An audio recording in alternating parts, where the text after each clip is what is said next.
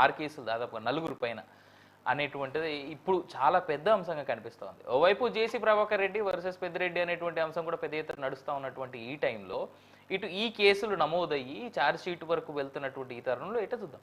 Right, మనతో పాటు BJP నుంచి అజయ్ బాబు గారు కూడా జాయిన్ అవుతా ఉన్నారు. అజయ్ గారు మీరు ఎట్లా చూస్తా ఉన్నారు? ఇప్పుడు అంటే పెద్దిరెడ్డి గారు ఆయన డబ్బులు పెట్టి కొనుక్కున్నారు అనేటువంటి మాట ఇటు వైఎస్ఆర్సీపీ నాయకులు చాలా క్లియర్గా చెప్తా ఉన్నారు.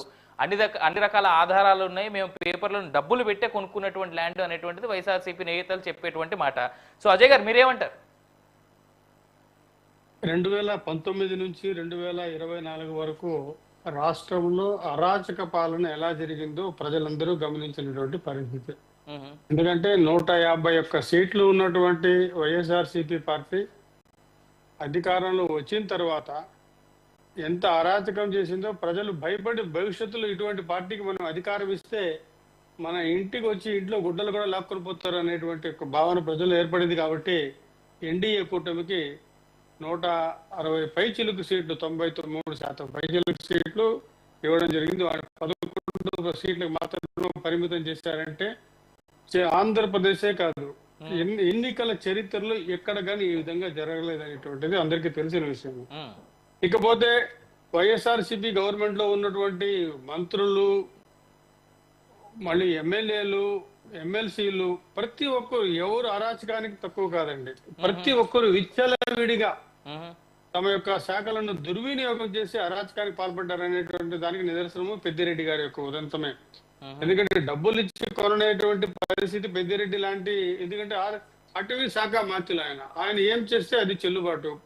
ఇది పెద్దిరెడ్డి గారిదే తప్పు కాదండి, ఆయన కింద ఉన్నటువంటి అధికారులు కూడా దీనిలో పూర్తి స్థాయిలో భాగస్వామ్యం వహించి పెద్దిరెడ్డి గారు ఎంత అవినీతి చేస్తారో అధికారులు అంత అవినీతి వారు కూడా చేశారు. వాడు ఇదే శాఖలో వాళ్ళు కూడా వాళ్ళకి కావాల్సినటువంటి భూములను మార్చుకోవడము, రెవెన్యూ రికార్డులను మార్చడము, అధికారులను మార్చుకోవడం, వాళ్ళకి అనుకూలంగా ఉన్నటువంటి అన్నిది అవినీతిని విశ్వవ్యాప్తమే చేసినటువంటి పరిస్థితి మనం గమనించాం. ఎన్డీఏ ప్రభుత్వం అధికారంలోకి రాగానే ఖచ్చితంగా ఇటువంటి అక్రమాలపైన చర్య తీసుకునేటువంటి ప్రయత్నం ప్రారంభించింది. కాబట్టి 27 ఎకరాల అటవీ భూములు అంటే అక్కడ ఉన్నటువంటి పశు పక్షాదులు కానీ జంతువులు కానీ వాటి అన్నిటికీ కూడా ఉండడానికి స్థలం లేక వాటి స్థలంలో మనం దూరి వాటిని అక్కడ తరిమేయడం చాలా దారుణమైనటువంటి విషయము. ఇటువంటి చాలా సీరియస్ గా తీసుకోవాల్సిన పరిస్థితులు ఇప్పటికే 1 సంవత్సరం ఆలస్యం చేశామనేటువంటి ప్రజలు భావిస్తున్నారు. కాబట్టి ఇప్పటికే వీరిపైన చర్య తీసుకొని ఉండాలి. చర్య భవిష్యత్తులో ఇటువంటి పనులు చేయకూడదు అనేటువంటి ఏ మంత్రికైనా కాబోయే ఎమ్మెల్యేకైనా భవిష్యత్తులో ఇది ఒక పాఠం కావాలనేటువంటిది భారతీయ జనతా పార్టీ యొక్క అభిప్రాయం. ఇటువంటి అక్రమార్కులను ఖచ్చితంగా అతి త్వరలో శిక్షించాలి. ప్రత్యేక 2019 నుంచి 2024 వరకు జరిగినటువంటి అరాచకాలకు ప్రత్యేక కోర్టును పెడితే కూడా బాగుంటుంది అనేటువంటిది ప్రజల యొక్క అభిప్రాయం అండి. ఎందుకంటే ఒక్కరనేది కాదు, కార్పొరేటర్ దగ్గర నుంచి వైసీపీ ప్రభుత్వంలో ఉన్నటువంటి అందరూ వైసీపీ నేతలేమో చాలా క్లియర్ గా చెప్తా ఉన్నారు, మేము కొనుక్కున్నది ఇది, అప్పుడు రిజిస్ట్రేషన్ చేసినప్పుడు మరి అధికారులకు తెలియదా ఇది ఫారెస్ట్ యాక్ట్ అధికారులు అనేటువంటి వాళ్ళు మనం గమనించాము. చీఫ్ సెక్రటరీ దగ్గర నుంచి డీజీపీ దగ్గర నుంచి వాళ్ళ అడుగులకు మడుగులొత్తే వాళ్ళనే పెట్టుకున్నారు. వాళ్ళు చెప్పిన మాట సైగ చేస్తే పరిగెత్తి పని చేసేటువంటి స్థాయిలో ఉన్న డీజీపీ, ప్రిన్సిపల్ సెక్రటరీలు కూడా వాళ్ళు పెట్టుకునే పరిస్థితుల్లో అధికారులు మాత్రం ఏం చేస్తారంటే, అధికారులకు తెలీదా, రెవెన్యూ డిపార్ట్మెంట్ తెలీదా అంటే అందరికీ అన్ని బహిరంగ రహస్యమే. వారికి తెలుసు, వారు పని చేయకపోతే ఆ స్థానం నుంచి వారిని తొలగిస్తారు, ఎక్కువ మాట్లాడితే కొడతారు. మనం పొంగనూరులో జరిగినటువంటి అరాచకాన్ని చూసాం.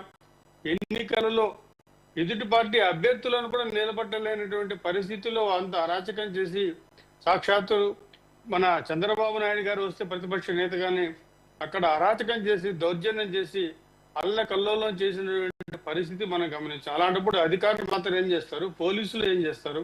ఇటువంటి నాయకులు ఉన్నప్పుడు మనం నిజంగా 2019లో ఎందుకు ఎన్నుకున్నామా అని ప్రజలు సిగ్గుపడేటువంటి పరిస్థితి. కాబట్టి దీన్ని అధికారులనే కాదు ప్రతి ఒక్కరు దీంట్లో పాలు పోసుకునేటువంటి వాళ్ళే.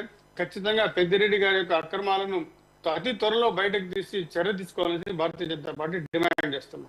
రైట్, ఒక్కసారి వైసీపీ నేత దగ్గరికి వెళ్దాం. లక్ష్మణరావు గారు, విన్నారు మీరు ఇటు ఇటు కూటమి నేత అయినటువంటి బీజేపీ పార్టీ నుంచి ఉన్నటువంటి స్టేట్మెంట్స్ కూడా విన్నారు. ఇప్పుడు చెప్పండి, అంటే అప్పుడు అధికారంలో ఉన్నది వాళ్ళే, వాళ్ళ హయాంలోనే ఇది జరిగింది, వాళ్ళ అధికారులే ఉండేవారు, వాళ్ళ కాళ్ళకి అడుగులకి మడుగులు ఒత్తిన వాళ్ళే అధికారులుగా ఉన్నారు, కాబట్టి ఇదంతా చేయడం చాలా ఈజీ అయింది అనేటువంటి మాట ఉంది. అందుకే ఇప్పుడు ఉన్నటువంటి అధికారులు మార్చేసాం కదా అనేటువంటి మాట వాళ్ళు అంటా ఉన్నారు.